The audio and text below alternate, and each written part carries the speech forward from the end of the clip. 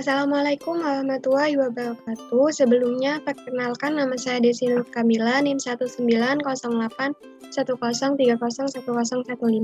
Di sini saya akan memaparkan hasil analisis laporan keuangan PT Anabatik Teknologis Tbk. Tugas ini dilakukan untuk memenuhi tugas akhir semester mata kuliah analisis keuangan dengan dosen pengampu Bu Dewi Ayu Puspita, SE, MSA, AKCA, CSRA, CRP. Sebelum kita menganalisis laporan keuangannya, kita perlu mengetahui profil perusahaan Anabatik Teknologis ini. Perusahaan Anabatik ini didirikan pada tanggal 1 November pada tahun 2001. Lalu setelah itu kurang lebih 9-10 tahun kemudian, perusahaan ini mengubah namanya menjadi PT Anabatik Teknologis. Lalu pada tahun 2015, perusahaan ini mengubah status menjadi perusahaan terbuka dan mencatatkan sahamnya di Bursa Efek Indonesia, serta menyesuaikan nama menjadi PT Anabatik Teknologis Tbk. Kode saham PT Anabatik ini yaitu tercantum ATIK. Perusahaan ini bergerak di bidang trade, service and in, computer and service, dengan sektor trade, service in, dan subsektor computer and service.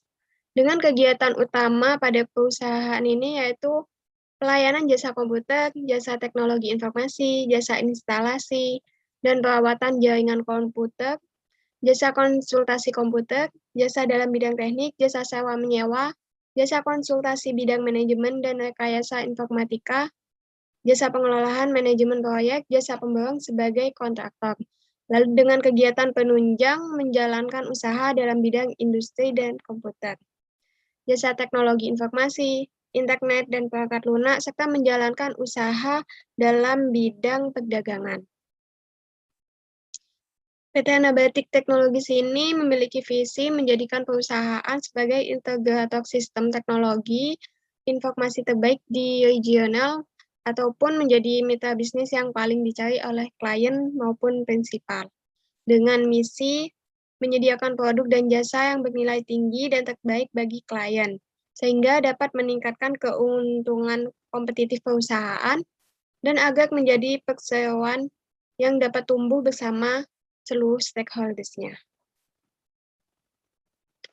Analisis yang pertama yaitu tentang analisis aktivitas operasi perusahaan. Di sini saya menghitung laba operasi dibagi dengan penjualan. Dan untuk laba non-operasi juga dibagi dengan penjualan. Dari perhitungan ini diketahui bahwa PT Anabatik ini memperoleh pendapatan atau labanya itu dari aktivitas operasi sebesar 4,36% dan mendapatkan dari laba non-operasinya itu sebesar 1,18% pada tahun 2019. Sedangkan untuk penghasilan komprehensifnya, berdasarkan perhitungan, didapatkan hasil sebesar 1,23%, yang berarti bahwa pendapatan PT Anabatik Teknologis ini, jika dibandingkan dengan laba operasi dan non-operasi serta laba komprehensifnya, itu maksimal labanya itu didapatkan dari laba operasi. Mengenai analisis pos luar biasa, pos khusus, dan operasi yang dihentikan. Dari laporan keuangan PT Anabatik Teknologis pada tahun 2018-2019, ini tidak memiliki pos luar biasa karena tidak terjadi kegiatan ataupun kejadian yang menimbulkan pos luar biasa tersebut. Lalu untuk pos khususnya, PT Anabatik juga tidak memiliki akun terkait pos khusus.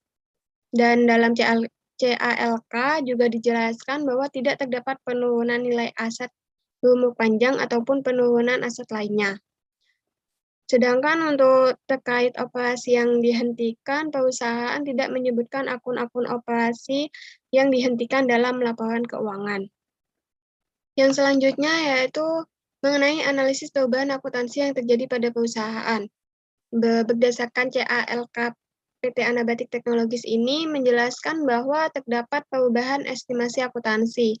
PT Anabatik Teknologis ini memberikan imbalan kerja tambahan pada karyawannya dalam bentuk akun cadangan saham program, kompensasi manajemen, dan karyawan yang berbasis saham. Dalam perhitungan laba per saham ini, Jika dilihat dari hasil perhitungannya, perusahaan ini lebih sesuai menggunakan struktur model kompleks karena perusahaan memiliki sekuritas keuangan yang dapat dikonveksi dan efek dilutif. Untuk yang pertama yaitu imbal hasil atas aset operasi neto, di mana analisis ini dihitung dengan membagi laba operasi neto setelah pajak dikurangi rata-rata aset operasi neto. Yang kemudian dihasilkan XNOA sebesar 4,50%, yang berarti bahwa perusahaan hanya menghasilkan laba sebesar 4,50% dari aset operasinya. Untuk yang selanjutnya yaitu imbal hasil atas ekuitas saham biasa yang dihasilkan angka sebesar 7,25%. Hal ini berarti bahwa perusahaan mampu memperoleh imbal hasil lebih besar dari ekuitas saham biasanya. Perhitungan selanjutnya yaitu imbal hasil atas aset operasi neto yang dipengaruhi leverage dengan dihasilkan angka sebesar 0,10%. Peningkatan OLEV ini tidak terlalu berdampak signifikan untuk meningkatkan XNOA melalui peningkatan kewajiban operasi, dan terbilang cukup buruk untuk menjaga nilai XNOA. Yang selanjutnya yaitu imbal hasil atas aset operasi neto yang dikaitkan dengan margin laba dan perputaran aset operasi neto. Kita lihat perputaran aset operasinya memperoleh angka sebesar 1,95. Hal ini menyebabkan hasil XNOA tidak terlalu kecil. Untuk yang selanjutnya yaitu imbal hasil atas ekuitas saham biasa yang dipengaruhi leverage. Sehingga dapat disimpulkan bahwa strategi manajemen ini mampu memberikan spread positif dan membantu menjaga nilai ROC tidak menurun melebihi menurunnya nilai XNOA sebelumnya. Untuk yang selanjutnya yaitu imbal hasil atas modal yang diinvestasikan. Dihasilkan XNOA sebesar 4,50%. Yang artinya bahwa perusahaan dapat menghasilkan laba sebesar 4,5% dari modal yang diinvestasikan. Analisis metode pelaporan arus kas. Jadi PT Anabatik Teknologis Tbk ini menjelaskan di dalam CALK bahwa perusahaan menggunakan metode langsung dalam pencatatan arus kasnya. Perhitungan analisis laporan arus kas. Berdasarkan perhitungan arus kas bebas itu dapat disimpulkan bahwa perusahaan memiliki kas bebas sebesar 7,31% dari arus kas yang dimiliki pada tahun 2019. Analisis rasio kecukupan arus kas. Perusahaan memiliki rasio sebesar 10,96% dalam waktu 2 tahun, yang berarti bahwa perusahaan masih memiliki arus kas operasi selama 2 tahun belakangan. Yang selanjutnya yaitu mengenai investasi kas persen, yang menunjukkan bahwa perusahaan tidak memiliki kemampuan dalam melakukan investasi kembali dengan mengandalkan arus kas operasinya. Analisis pendanaan perusahaan. Pendanaan terbesar yang diperoleh perusahaan ini pada tahun 2019 yaitu berasal dari tambahan modal di stok berupa agro saham sebesar 233.282.736.800 rupiah. Ukuran likuiditas rasio lancar, karena perusahaan memiliki aset lancar lebih besar daripada kewajiban lancarnya, sehingga dapat dikatakan bahwa perusahaan aman untuk investasi. Itu ukuran likuiditas rasio berbasis kas. Yang pertama itu rasio kas terhadap liabilitas jangka pendek, berarti bahwa perusahaan mampu memenuhi kewajiban lancarnya sebesar 106,28% dari aset lancak likuidnya pada tahun 2019, yaitu rasio kas terhadap aset lancak.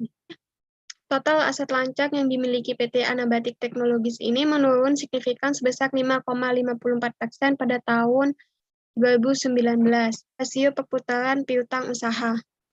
Hal ini menunjukkan bahwa semakin tinggi over investment dalam piutang perusahaan. Penjualan dalam piutangnya itu selama 84 hari dan menurun pada tahun 2019 selama 77 hari. Jika perusahaan menetapkan jangka waktu selama 120 hari untuk penagihan piutangnya, maka dapat dikatakan penagihan piutang perusahaan ini semakin buruk pada tahun 2019. Perusahaan mampu mengelola persediaannya dengan baik pada tahun 2019 ini. Waktu yang dibutuhkan perusahaan itu meningkat dari tahun sebelumnya, yang berarti perusahaan mengalami perlambatan dalam mengelola persediaannya, berarti bahwa perusahaan membutuhkan waktu 66 hari dalam menjual persediaannya pada tahun 2019, sehingga jika dilihat dari sudut periode refleksi dapat dikatakan bahwa perusahaan cukup efisien. Itu ukuran likuiditas tambahan, di mana perusahaan tidak mampu memenuhi kewajiban lancarnya dalam satu siklus operasionalnya, sehingga perusahaan dapat dikatakan masih kurang efisien. Perusahaan membutuhkan arus kas dari aktivitas lain untuk memenuhi kewajiban lancarnya. Bahwa PT Anabatik Teknologis ini pembentuk utangnya merupakan sebesar 80% dari struktur modal pada PT Anabatik Teknologis di tahun 2019. Bahwa PT Anabatik Teknologis ini memiliki cukup banyak utang untuk mendanai perusahaannya.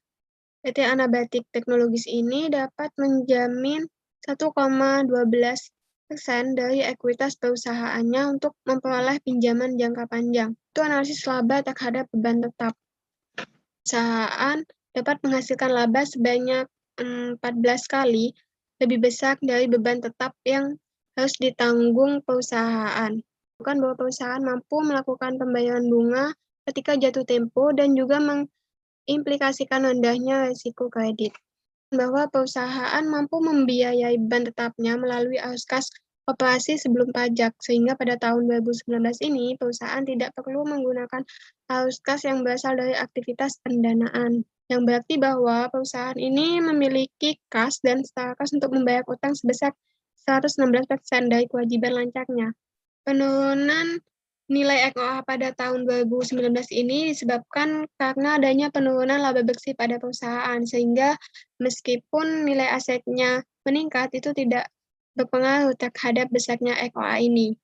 Dari nilai rasio ini menginformasikan kita bahwa modal kerja berputar sebanyak 12 kali dalam setahun, yang berarti bahwa nilai penjualan bersih yang diperoleh adalah sebesar 12 kali modal kerjanya. Jika ditarik kesimpulan, dapat dikatakan bahwa perusahaan ini, jika kita lihat dari aktivitas operasi, dikatakan cukup mampu mengelola setiap pendanaan perusahaan.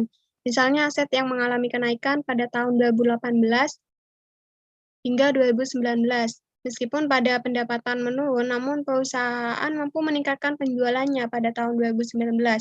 Penurunan laba ini terjadi karena meningkatnya piutang perusahaan pada tahun 2019. Perusahaan memiliki laba yang cukup tinggi untuk menutupi seluruh beban tetap yang dimiliki, sehingga dapat dikatakan solvable. Dan terkait kesulitan keuangan dari perhitungan EQA, disimpulkan bahwa efisiensi perusahaan menurun dari tahun sebelumnya. Namun tingkat perputaran modal kerja perusahaan mengalami nilai yang tinggi, sehingga perusahaan dapat dikatakan tetap mampu menjaga stabilitas keuangannya pada tahun 2019 itu.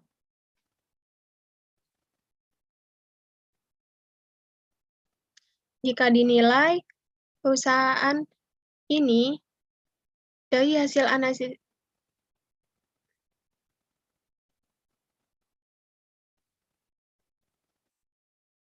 dan juga dari hasil analisis yang telah dilakukan bahwa strategi manajemen perusahaan terbilang baik, karena meskipun terjadi perubahan estimasi akuntansi, itu tidak berpengaruh signifikan terhadap transaksi maupun pengelolaan dan pengembangan keuangan perusahaan. Investor dapat menanamkan modalnya, karena kondisi keuangannya yang baik dan dalam pembayaran dividen juga meningkat signifikan pada tahun 2019. Dapat memberikan pinjaman kepada perusahaan ini karena kondisi keuangan PT Anabatik Teknologis ini dapat terbilang baik sehingga akan mampu melunasi kewajibannya. Sekian hasil pemaparan analisis yang saya lakukan pada PT Anabatik Teknologis Tbk ini. Jika ada yang kurang benar atau terjadi kesalahan, saya mohon maaf. Terima kasih. Wassalamualaikum warahmatullahi wabarakatuh.